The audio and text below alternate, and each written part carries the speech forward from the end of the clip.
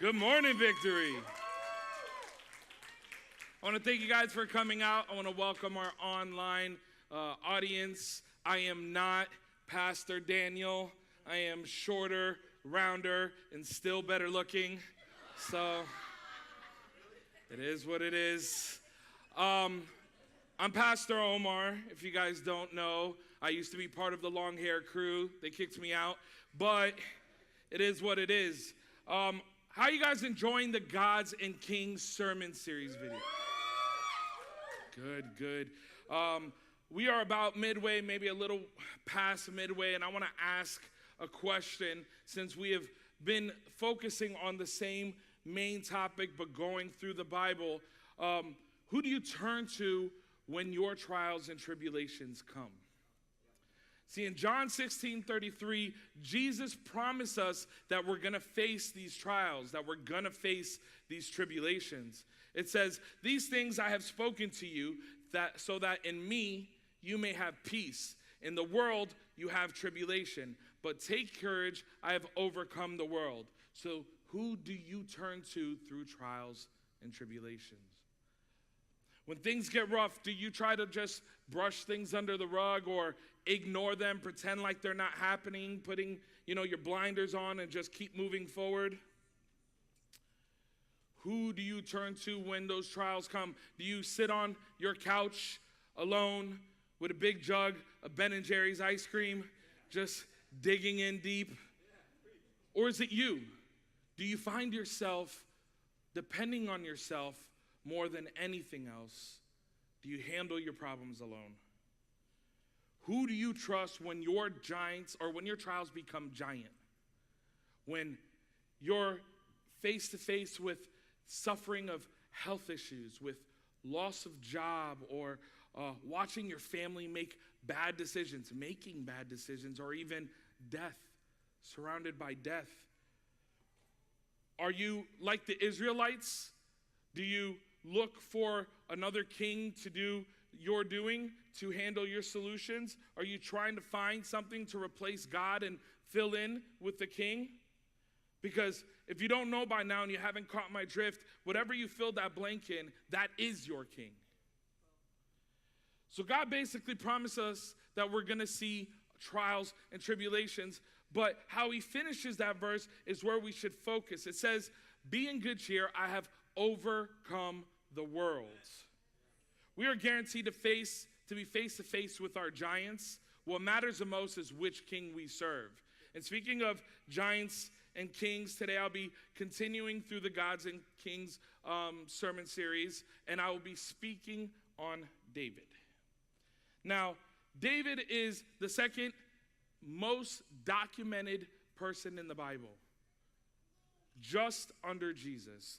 So in order to get you home within the next 3 days, I'm going to just compact it as much as I can. So there's a lot I'm not going to cover. Unfortunately, I will not do the story of David justice. Make sure you spend time reading through it. Don't watch the movies.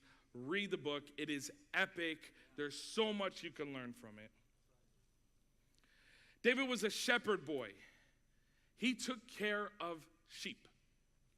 There is nothing to me fearful about sheep, okay? There's nothing risky or life-threatening about taking care of sheep. They're soft.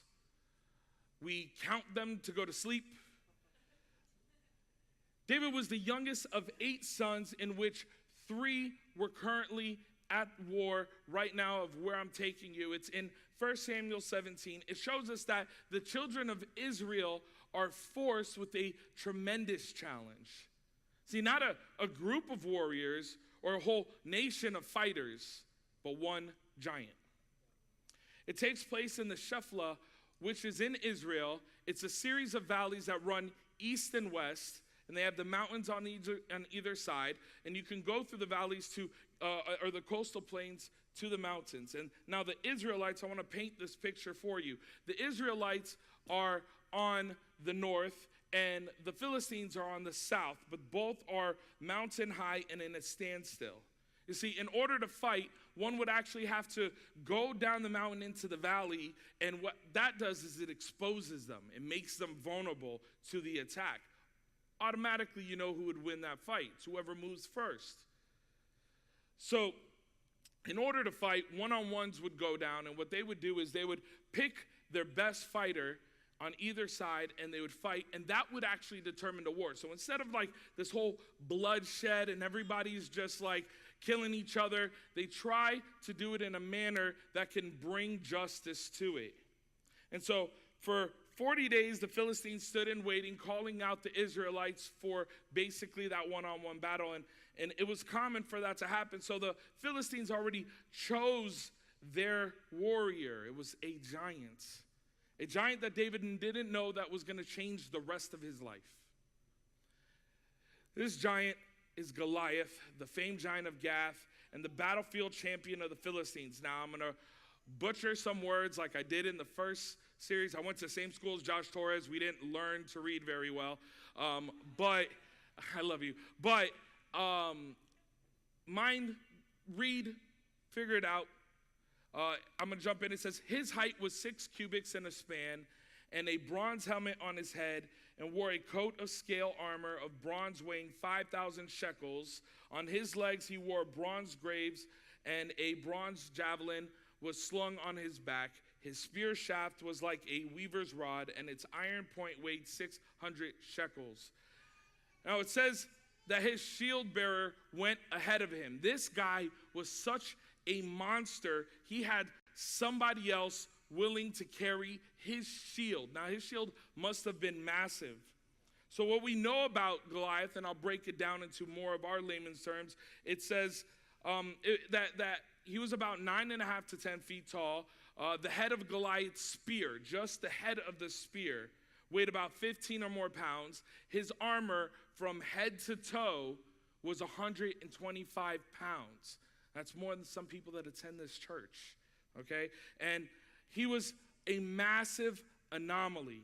And to the kingdom and the Philistines, he was the undisputed heavyweight champion of the world.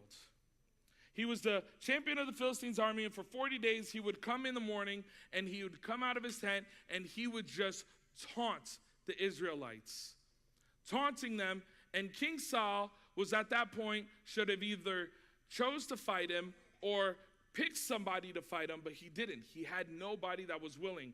King Saul, I got corrected by that a million times, deal with it. King Saul, whatever, was described by Pastor Daniel last week. I don't know how many of you guys heard his message, but last week Pastor Daniel spent a pretty long time emphasizing on the fact that he was tall, dark, and handsome. Now, that part was a little concerning to us, but we did pray for him, so he's good, nothing to worry about. But we'll go into the giant. Goliath stood and shouted to the ranks of Israel, "Why do you come out, array yourself for battle? And am I not a Philistine, and you not servants of Saul? Choose one of your men and have him come down against me. If he is able to fight me and kill me, then we will be your servants. But if I prevail against him and kill him, then you shall be our servants and labor for us." So you could see basically the motive. So it's a one-on-one battle. Whoever wins, the other party basically becomes their servants. And it was apparently common for these armies to make those decisions like that. And as we remember Pastor Daniel saying, the Israelites wanted a king. They had God. God ruled over them. Okay? But they chose to remove God and place a physical king because they wanted a king to fight their battles. But what happened when you choose the wrong king? They don't always show up to fight.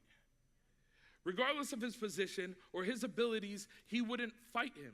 Saul, in fear, offered up a bunch of money, tax exemption, so none of the family would have to pay taxes, and even the hand of his daughter in marriage. Now, I don't know if his daughter was just ugly, but at least the money should have tempted somebody. There should have been something that somebody said, yeah, no, I'll do it, but no.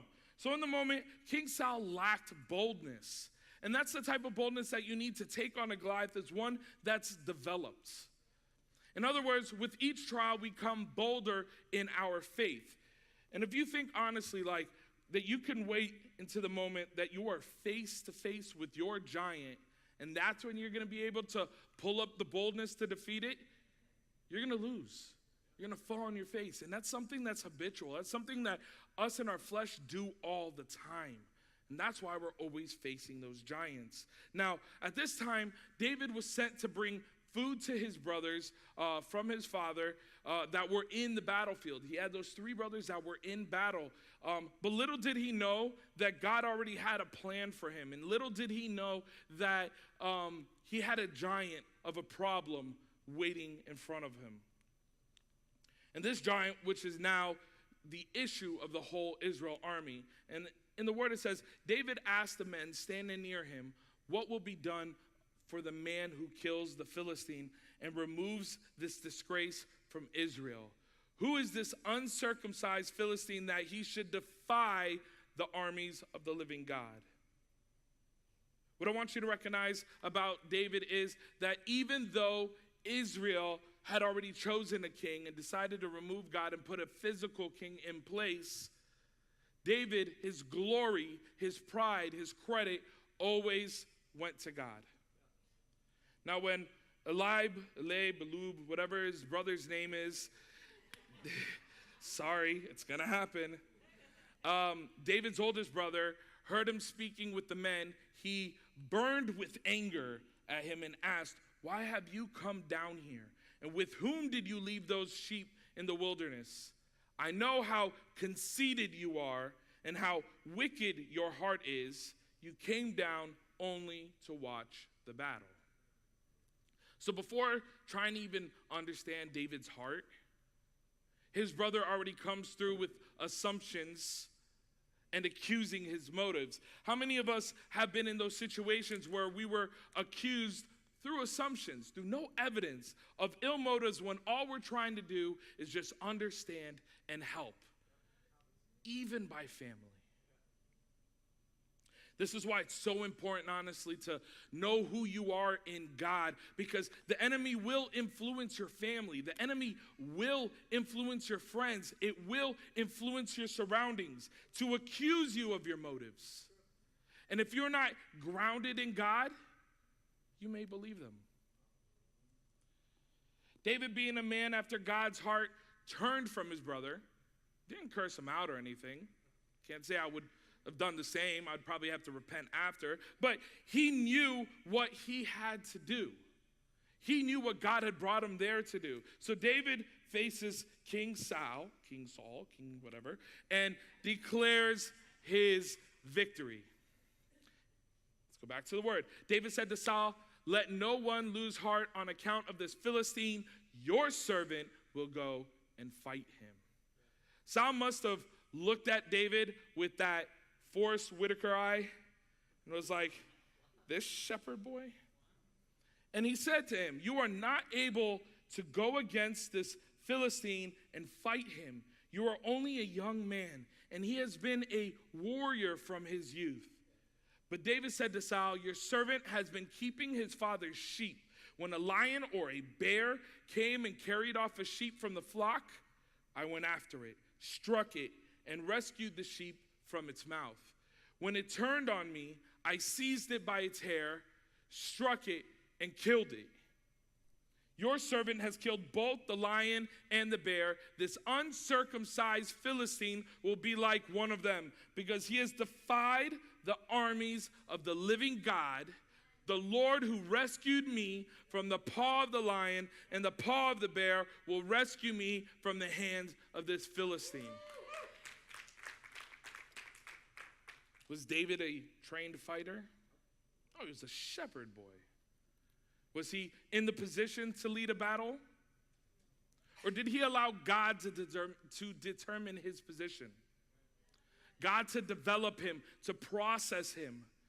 And he was willing to be changed. And that's the ingredient there. David had a bold heart because he was willing to allow God to manifest that in him. David realized that he was being prepared for this. And what happens is when we allow God to reveal himself, he exposes his plans. So when I stepped into the position that I'm in now as one of the pastors, and I am full-time working in the church, I sat there, and for the beginning part, I looked back at all my past jobs, and I was like, wow, I wasted so much time. I could have been doing God's work so bad. I was like beating myself up and so on. You can ask my wife. And so I as time I was, praying to God, and God started revealing things to me through my walk and my purpose, that I started realizing I was already pre-trained for some of the things that I've been doing. And that I found myself like, this is familiar. And it's because a lot of the jobs that I did before, I was actually physically trained to do certain things that I'm actually doing now. And I didn't realize that God was preparing me for the position that I was in now, back before, even times when I wasn't looking at God, when God wasn't the king in my throne. In all of these years, David was guarding the sheep. God was developing his boldness and preparing him for this giant. Now, we all know that David defeats Goliath and goes on and becomes king. And if you didn't know, spoiler alert, I'm sorry, read the book. But think about the process. Through his faith and boldness and being a man after God's own heart, he went on from having a giant opposition to being in a giant's position. He went from a shepherd boy about to fight a giant to the king of Israel, and he did it through God. Because even as king, David gave God the throne. Now let's go back to when David was speaking to Saul, that guy. And I want you to realize what David is saying. When he speaks to him, he says that he's not placing himself as king. If you notice, like if you read his scriptures and look into what he's saying, he is not the conqueror of his past victories. He doesn't say, I have learned in my own strength to kill lions and bears and defend the sheep. He says, God, who has delivered me from the lions and bears, will deliver me from this challenge as well. And that's the key factor. What we can learn from David is that those lions and bears are still giants in his life for that season. And in each season of our life, we can either hide from or submit to these giants, or we can go after them in God's strength, with God's abilities, through God's promise over our life, making our God king. And through each victory, we become a little bolder. And our boldness translates to faith. It changes us. It's a process that takes us from having a giant opposition to being in a giant's position. Now, when I say being in a giant's position, I want you to understand, a giant looks down on its opposition. A giant stands tall and is elevated in comparison to its surroundings. What we need to learn about our God is that when we place him as king, he wants to elevate us into our position. He called us to rule over this world, to be bold and to feel bigger than we are, because we are leaning on his strength, and with his strength, that makes us become a giant. But God could only develop us if we make him king in our life, just as David did. And I want to declare to you guys that you guys need to understand who you are. You are a child of God, and when you are a child of God, you know who your king is. And when your king is above you, you are the head and not the tail. You are above and not beneath. You are king and priest over this world. You are called to take dominion over your giants. You are called to take dominion over this world.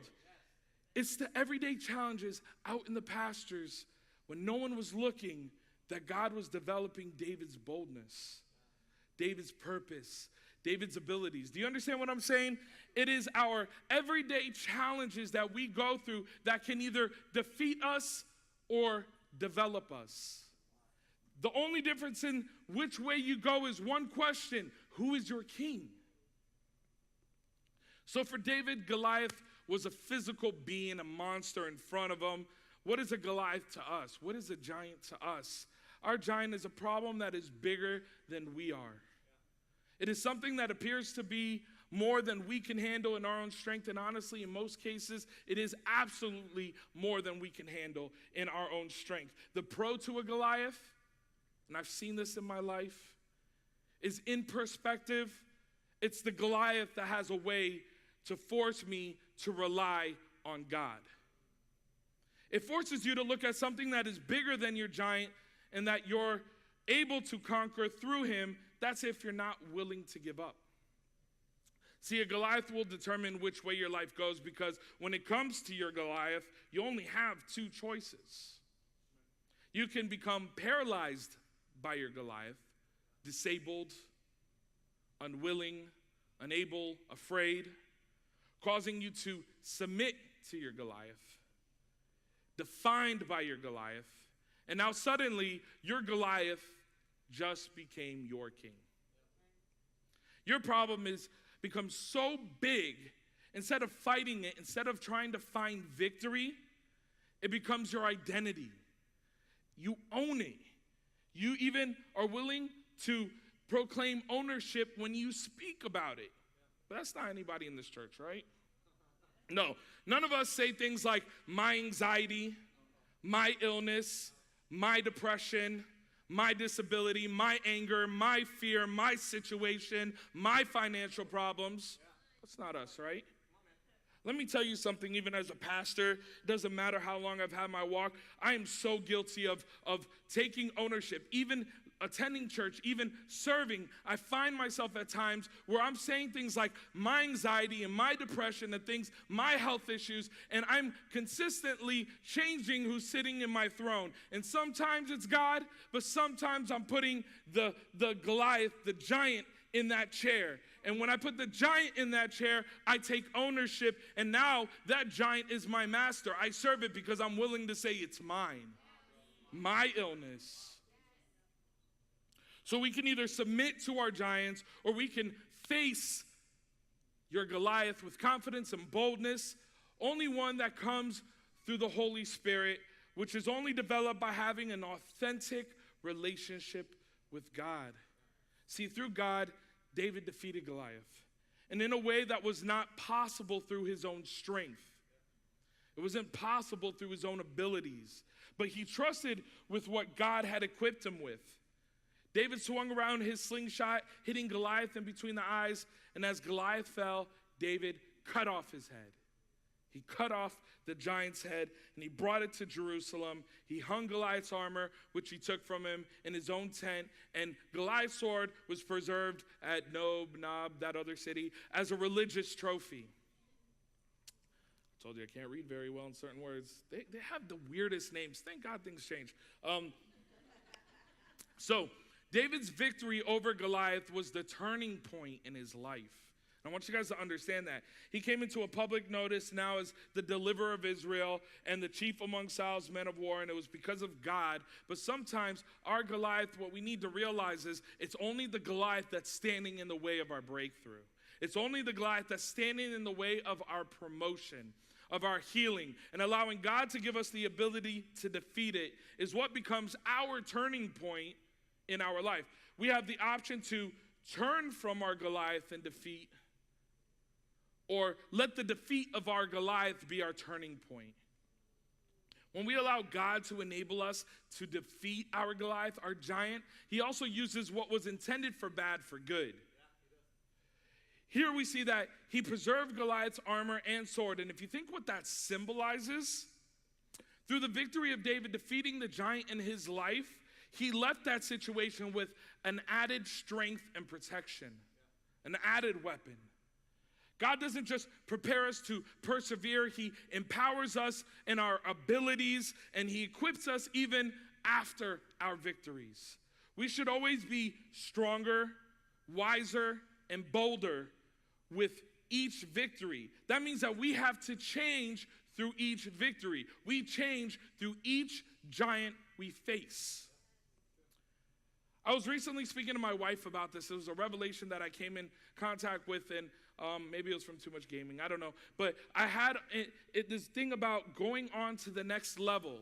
And like, we want to go from faith to faith and glory to glory. And that's all nice and dandy. And don't get me wrong. That's exactly what we're called to do.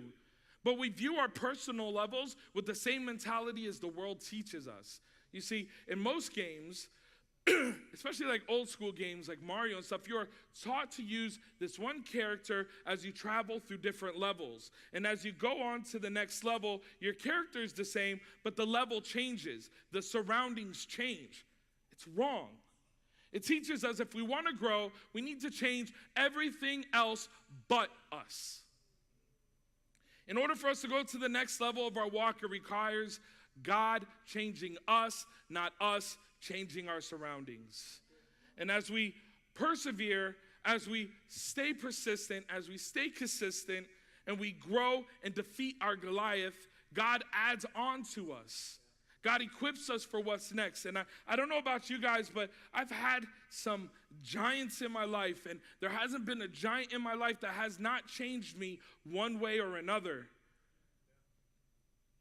And if you find yourself going through a giant that does not change you, and you're facing the same giant, and you're still in the same situation, you're still the same person, you're not changing from that situation. Forgive me for saying, but maybe that's the reason why you're not growing, why you're in the same place, why you're in the same battle, why you face the same giant.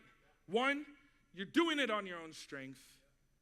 But two, you're refusing to change because you're too busy expecting your giant to. So what does it take for us to be more like David?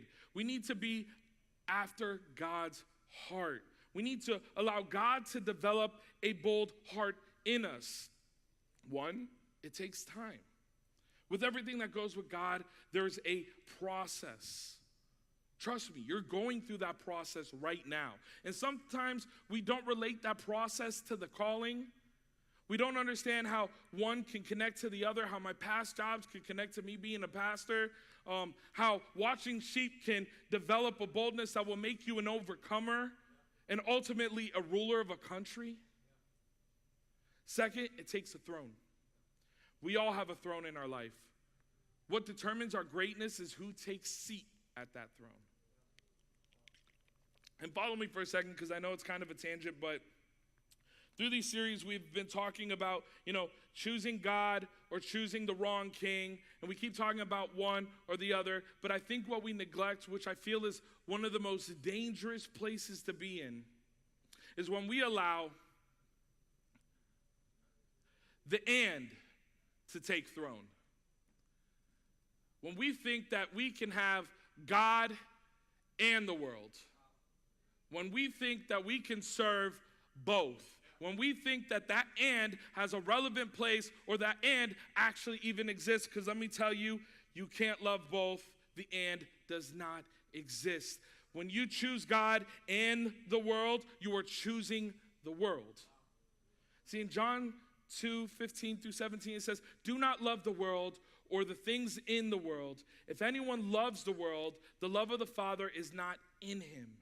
That's scary. For all that is in the world, the desires of the flesh and the desires of the eyes and pride of life is not from the Father, but is from the world. And the world is passing away along with its desires, but whoever does the will of God abides forever. That's God's words. That's not mine. So for the sake of time, I'm going to jump forward. If we recall Pastor Daniel's message last week, he was speaking about King Saul. He started becoming envious of David. He was fearful that the people of Israel praised David too much, so much that they would be willing to give him the kingdom.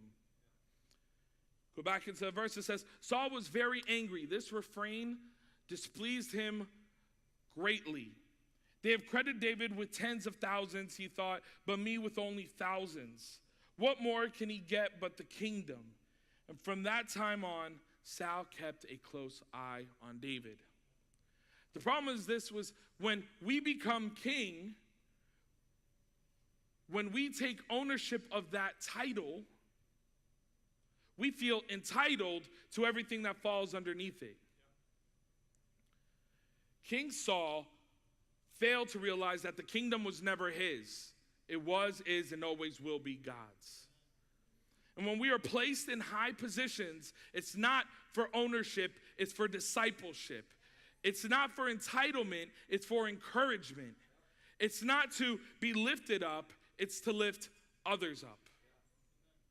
When you are in a position of power, what are you doing for those around you? If you find yourself more worried about yourself, more worried about exalting yourself, letting others see you as a king, I would encourage you to take another look at King Saul's life and mainly his death. Look at how it ends. We need to remember that this kingdom isn't ours. And that more glory goes to God when you spend more time affecting and empowering the life of others, developing, lifting them up, and enabling others to achieve greatness than you do when you try to seek greatness amongst yourself. And the only way to find ourselves looking less like Saul and more like David, a man 3,000 years later referred to as a man after God's own heart, is allowing that process. Do not rush God, but submit to the time that he is investing in you. So King Saul is now becoming another Goliath, another giant in David's life. The problem with this giant is that God doesn't call David to defeat it through death. Now things change up. God is developing greatness in David by having him stay loyal to an authority that was placed over him, even when that authority wants the death of David. God already knew Saul's intentions. Right back into scripture, 1 Samuel 18:10-14, it says, "The next day, a harmful spirit from God came forcefully on Saul. He was prophesying in his house while David was playing the lyre, or the harp, as he usually did. Saul had a spear in his hand, and he hurled it, saying to himself, 'I'll pin David to the wall,' but David eluded him twice." Now, this could be kind of controversial, but understand here that God knew King Saul's heart and his envy over David. So much knowing that David had a heart to truly glorify God, that he protected him through spirits or emotions or actions, depending on the translation and your interpretation. But I want to put this in perspective for you, especially you parents. Have you ever had another child pick on your kid or be so nasty to your kid that it took every ounce of grace to not just drop kick that little 3-foot monster of a child?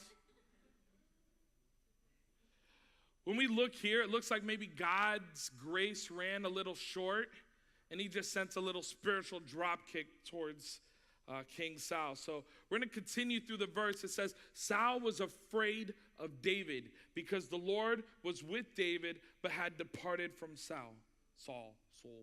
So he sent David away from him. We're working on this. Listen, I'm learning how to read. So he sent David away from him and gave him command over 1,000 men. And David led the troops in their campaigns. And in everything he had great success because the Lord was with him. And when Saul saw how successful he was afraid of him.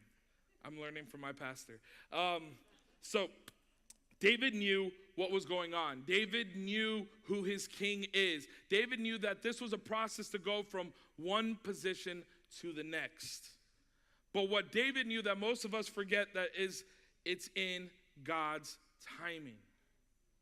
David chose to be patient, loyal, and consistent to the will of God, even when it meant he would spare the life of the giant that's in his way.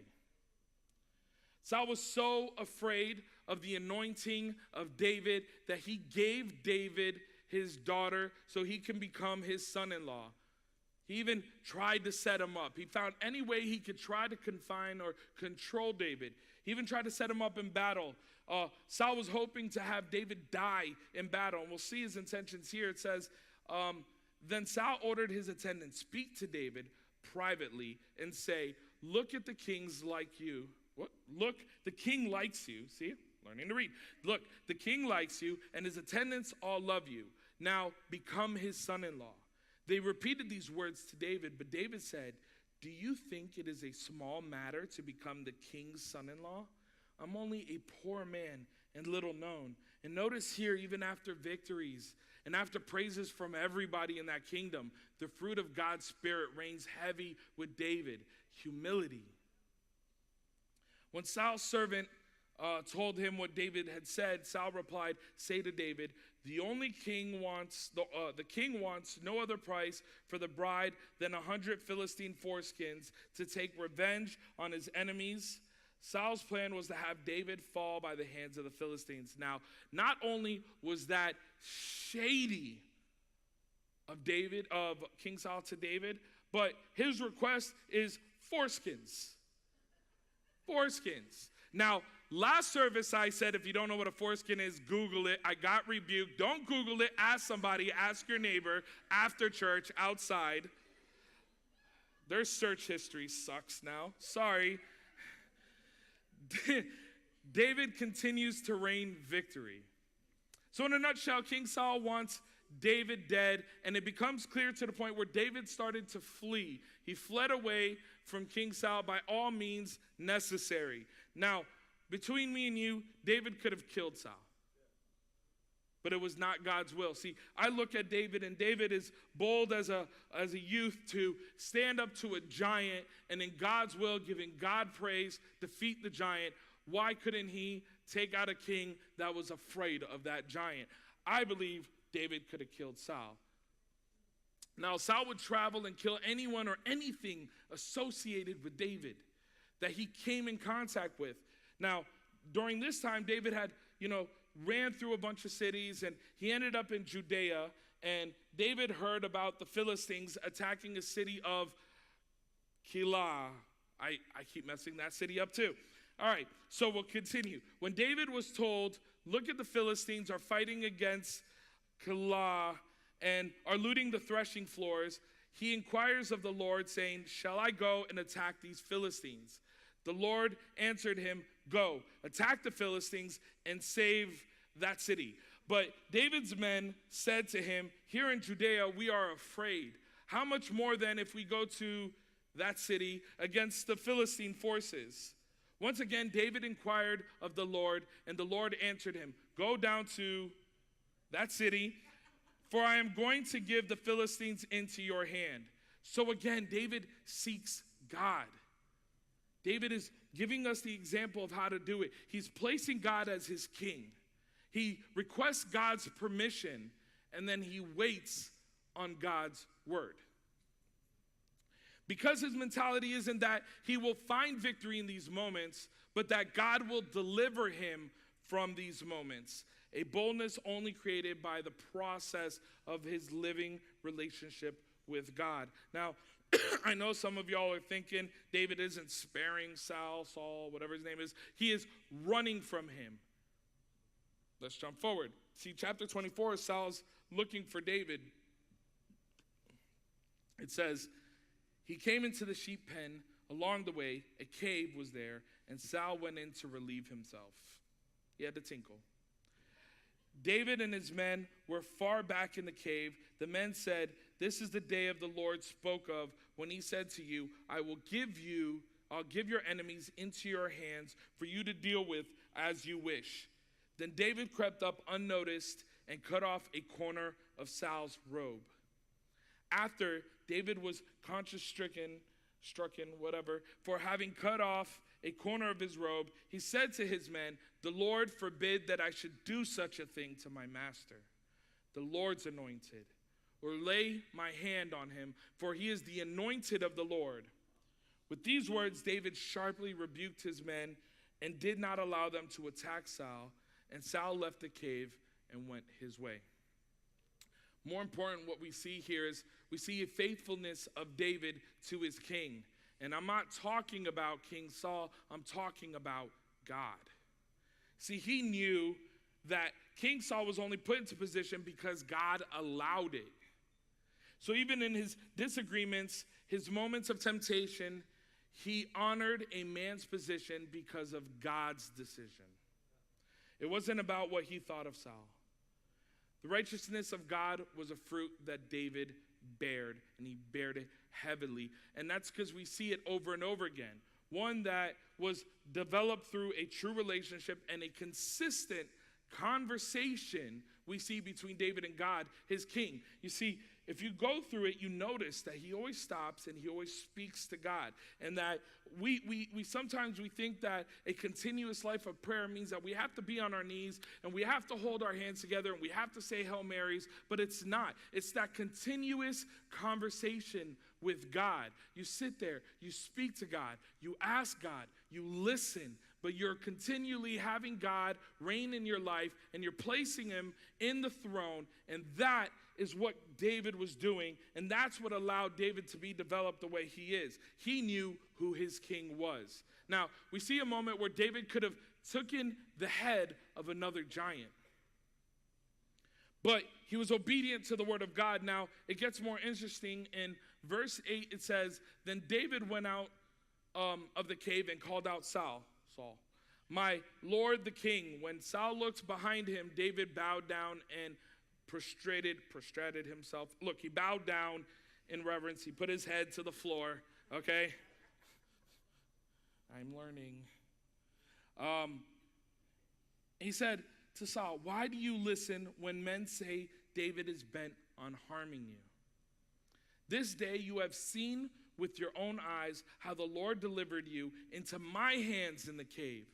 Some urged me to kill you, but I spared you. I said, I will not lay my hand on my Lord because he is the Lord's anointed. See, my father, look at this piece of your robe in my hand. I cut off the corner of your robe, but did not kill you. See that there is nothing in my hand to indicate that I am guilty of wrongdoing or rebellion. I have not wronged you, but you are hunting me down to take my life. May the Lord judge between you and me, and may the Lord avenge the wrongs you have done to me, but my hands will not touch you. As the old saying goes, from evildoers come evil deeds, so my hand will not touch you. Look at the respect that David has for God. There's so much we can learn here from him. There's honor, there's humility, revelation, there's boldness, and there's so much that even David surrendered himself defenseless. He put himself down. He could have been killed in that moment. He couldn't have killed Saul in that moment, but he did it for God because of what God said, and he honored it, so God honored David. It's like having your giant in front of you and defeating it with grace and mercy. Let me ask you a question. Have you ever found yourself facing a giant literally like face to face? Like you know that's a giant, that's an opposition, there is an issue. Could be a boss, could be a spouse. But be open to how God wants you to handle your battles. You see, sometimes it requires strength, but other times it may require meekness.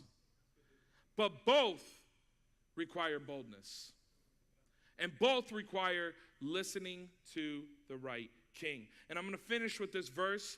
Jump right in. It says, when David finished saying this, Saul asked, is that your voice, David, my son? And he wept aloud. You are more righteous than I, he said. You have treated me well, but I have treated you badly. You have just now told me about the good you did to me. The Lord delivered me into your hands, but you did not kill me. When a man finds his enemy, does he let him get away unharmed? May the Lord reward you well for the way you treated me today. I know that you will surely be king, and that the kingdom of Israel will be established in your hands. Now swear to me by the Lord that you will not kill off my descendants or wipe out my name from my father's family. So David gave his oath to Saul. Saul returned home. David went on his way. And I want you to understand that the story goes on and David becomes king of Israel. Because of his humility and his faithfulness, he allowed God to develop him into the king he was called to be. And there's so much more to the story. Like I said, I didn't do the whole story of David justice. I didn't do a quarter of the story of David justice. But the main thing I want you to understand is that who did he choose? Who was he that he constantly reigned to or leaned on as his king? We could have went through a whole sermon series on David, and hey, we may just do that one day. But I encourage you to read it and ultimately understand that none of his victories were able to have happened if it wasn't that David didn't choose the right king. And now, I know I painted David to be this like all-perfected guy, and sometimes that's kind of hard for us to relate to, but trust me when I tell you, he was far from perfect. He had his faults. He fell. He commits adultery. He even had an innocent man killed. But that's another sermon. My question for you today is, regardless if you are in a high position or if you are facing tall giants, who is your king? Do me a favor and let's bow our heads.